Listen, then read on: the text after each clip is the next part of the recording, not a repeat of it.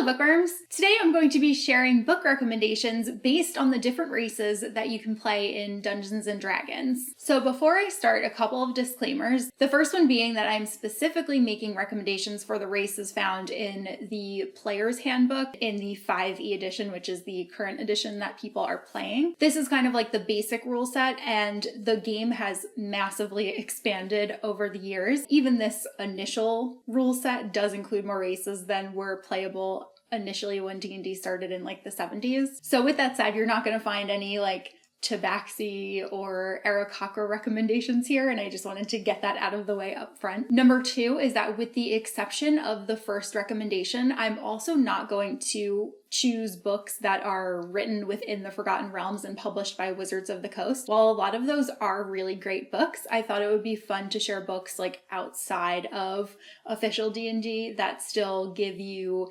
insight into the different types of races. It just kind of felt like cheating to me to stick within their published books. Third is that for each recommendation that I'm making, the race that we're talking about is going to either be the main character of the story or a very strong secondary or tertiary character. We are severely lacking in books with some of the races, so I would really love some fantasy authors to get on writing some more things, but I did the best that I could. And lastly, some authors do use the fantasy archetypes that we know from Dungeons & Dragons. However, they don't necessarily go by the same race name, but they will have similar characteristics and traits. Okay, we're finally ready, so I'm going to kick things off with Dragonborn, and we're going to be talking about them in alphabetical order. Dragonborn are characters that are born of dragons, whether that means that they were shaped by draconic gods or they were birthed by dragons themselves and hatched from dragon eggs. They combine the attributes of both dragons and humanoids, and they look like dragons standing erect, but they usually lack wings or tails. So the series that I'm recommending for Dragonborns is the Brimstone Angel series by Erin M. Evans. This is the only series recommended in this list that is actually published by Wizards of the Coast and takes place in a D&D campaign setting. So our main character is actually a Tiefling, but her foster father, whom she gets exiled along with, is a Dragonborn. So together they and Farida's twin sister Havilar are exiled because of a pact that Faraday makes with a devil. So once they leave their small community, they end up becoming bounty hunters in Neverwinter. And there is a succubus that is playing human pawns against otherworldly forces. And this succubus sees the twins as an obstacle in her path. So Farida must use those newfound powers that she got from her pact with Lorcan the devil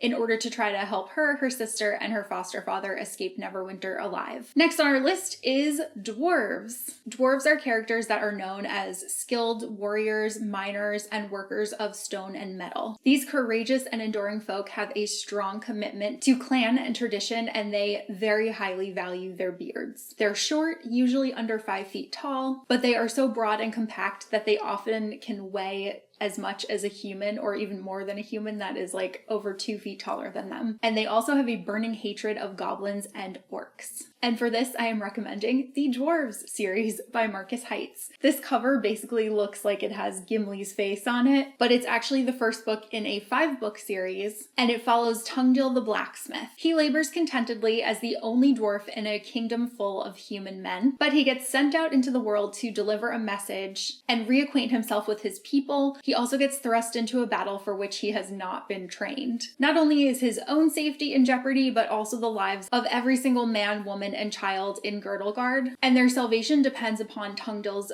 ability to embrace his heritage. So for countless millennia, the dwarves have defended the stone gateway, and no man or beast has ever been able to breach the portal until now. Next on our list, and one of my personal favorites, are elves. Elves are magical characters of otherworldly grace, whose slender physiques and fine features make them hauntingly beautiful to almost every other race. Elves can live to be well over 700 years old, and that tends to make them a little bit aloof and unfazed by events that tend to really trouble those with shorter lifespans. They prefer diplomacy to violence, and often in times of conflict, they believe that their best bet is to just kind of stay home and wait it out. They're known for appreciating nature and also the finer things in life like art, music, and poetry. And for elves, I am recommending Elric of Melnibourne by Michael Moorcock. So this is one of those ones where Elric is technically a Melnibourne, but like if you look at him and see his traits, he is an elven character. Just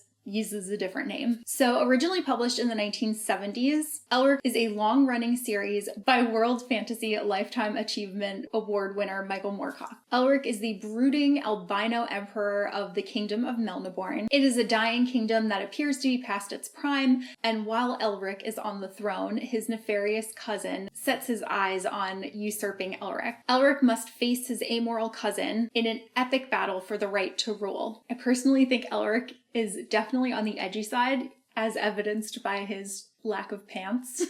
He also uses a dark blade named Stormbringer, which is very cool. And the first trilogy within the series has recently been re-released with new illustrations and a foreword in the form of a short story by Neil Gaiman. Next up are gnomes. Gnomes are characters who take immense delight in living, as evidenced by their love of invention, exploration, investigation, creation, and play. They average just over 3 feet tall, and their faces are often adorned with smiles right below their prodigious noses. They also usually have hair that sticks out in all directions. They speak very quickly and they love jokes of all kinds, including puns and pranks, though they do also have a very serious side. They're known for being skilled engineers, alchemists, tinkerers, and inventors. They can laugh at themselves and they take very bold risks, and they often dream very big. So for gnomes, I'm recommending Keeper of the Lost Cities by Shannon Messenger. Keeper of the Lost Cities is a middle grade fantasy series that currently has 9 installments. We are hopefully getting the 10th and final one soon. I can't wait for it personally. And while our main characters are elves, Book 4, Neverseen, has a plot that is very heavily tied to the gnomes. Gnomes in the series live underground, they sing beautifully, and they have a very deep connection with nature. One of the things that I really love about this series is just the inclusion of so many different fantasy races, from gnomes to ogres to goblins to alicorns, which are kind of similar to unicorns. Next up are half-elves. Half-elves walk in 2 worlds but don't truly belong to either one. To elves, they look human, and to humans, they look elven. Since they have trouble fitting in with either race, they often choose to live lives of solitary wandering, or they will join up with other misfits in adventuring. It's often said that they combine the best traits of both elves and humans. So on the human side, they are curious, they are inventive, and they are ambitious. And on their elven side, they have a love of nature, artistic tastes, and are charismatic. And for half-elves, I'm recommending Kith and Kim by Marieke Nijkamp. Kith and Kin is a book set in the world of Exandria, which is from the popular Dungeons & Dragons online streaming show Critical Role. It follows Vexalia and Vax'ildan, who are 2 characters from their first campaign, The Legend of Vox Machina. There's also an animated show now on Amazon Prime. Both of these characters are half-elves. They're actually twins, and this book is a prequel story that details their adventures before they team up with the rest of Vox Machina. So in this, the twins escape their harsh childhood and they flee to Westruun, and it's there that they become entangled in a web spun by a guild of thieves known as the Clasp. So trapped by a hasty deal, Vex, Vax, and Trinket, who is Vex's lovely bear companion, set out into the wilds to fulfill their debt to the infamous crime syndicate, and it is the first time that Vex and Vax find themselves on opposite sides of the conflict. The next race that we're going to talk about are halflings. So fun fact, halflings used to be called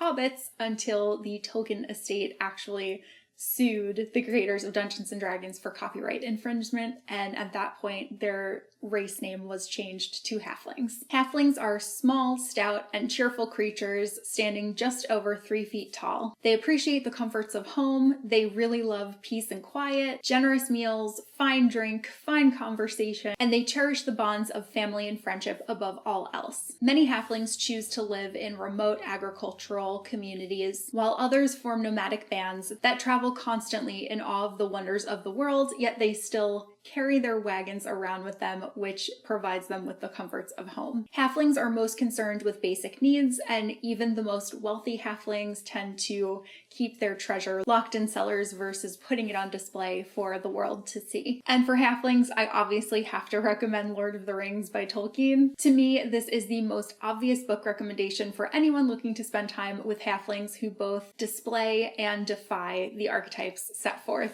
for halflings. So I could have gone with The Hobbit, which focuses on Bilbo and is definitely more aptly named than Lord of the Rings. But I do feel that that tale is more dwarf heavy, and in Lord of the Rings we get to follow not one, but 4 of the best hobbits in all the Shire. I'm going to assume that you're already familiar with Lord of the Rings, and I'm not going to rehash the plot summary here, but I will say that Frodo, Sam, Merry, and the wondrously curious Pippin are some of my favorite characters in all of literature. Not to mention, Tolkien is largely credited with creating and shaping the classic fantasy genre as a whole, so it felt like it would be almost sacrilegious not to include his works on this list. Next up are half-orcs. Half-orcs exhibit a blend of human and orcish characteristics. While their appearances vary greatly, they often share a grayish skin tone and very prominent teeth. Many bear scars, some of which are like battle scars that they are very proud of, and others are scars that mark them as prisoners or disgraced exiles. All half-orcs carry the blessing of might and endurance, given by the one-eyed god Grumsh, which allows them to rage in battle. They feel emotions very powerfully, and they appreciate simple pleasures like feasting and drinking, wrestling, drumming, and dancing. They tend to be short-tempered and sullen, and they are more inclined to fighting physically than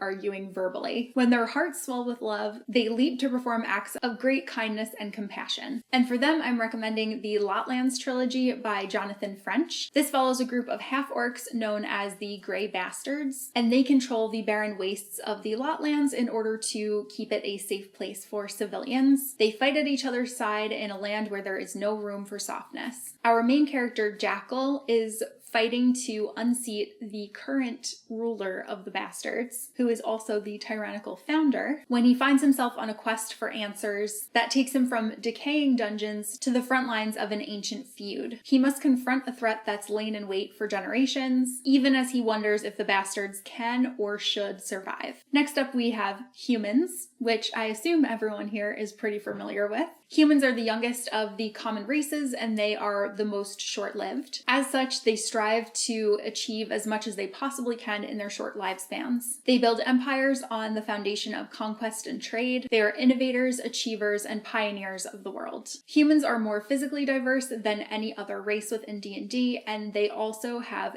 the widest variety of characteristics. There is no typical human. They're the most adaptable and ambitious, and they have widely varying tastes, customs, and morals. They're also unique in that they live fully in the present, but they also plan for the future, and they strive to leave a lasting legacy. So for humans, I feel like I have to recommend the Stormlight Archive by Brandon Sanderson. Obviously, there are a plethora of books to choose from when it comes to humans, but I don't feel that there is a fantasy series on the market that more powerfully depicts the strengths and weaknesses of human beings. Brandon Sanderson also shows us an incredibly wide range in humans, from character traits to morals to physical appearance, and we also get perspectives from many different types of humans, from the best of us to the worst of us. It's really difficult to give an elevator pitch plot summary when talking about Stormlight Archive because it is such an expansive story and series, and it just keeps getting bigger and bigger with each book. And seeing as how it was voted the best fantasy series on Reddit's top 100 fantasy books list, I am clearly not the only one who believes that it is worth the time commitment that this thousands and thousands of pages series commands. Trust me when I say you will never view the struggle of humanity the same after reading these books. And last on the list are Tieflings.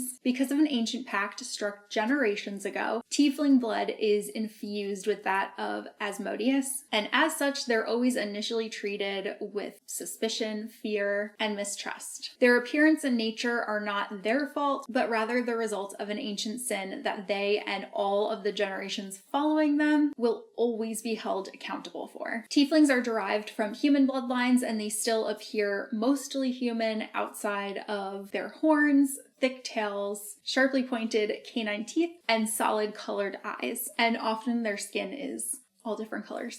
Tieflings lack a homeland and must be very strong to survive. They're slow to trust, but once earned, Tieflings are an ally for life. And for Tieflings, I had to recommend Legends and Lattes by Travis Baldree. Legends and Lattes has just been taking the internet by storm since Travis Baldree released his debut cozy fantasy novel. Our main character, Viv, is actually an orc barbarian who is somebody that goes out and adventures, but she wants to leave that life behind and open up a coffee shop within the town of Thune. While she's building her business, she ends up meeting and hiring Tandri, who is a tiefling. Tandri ended up being one of my favorite characters within the book.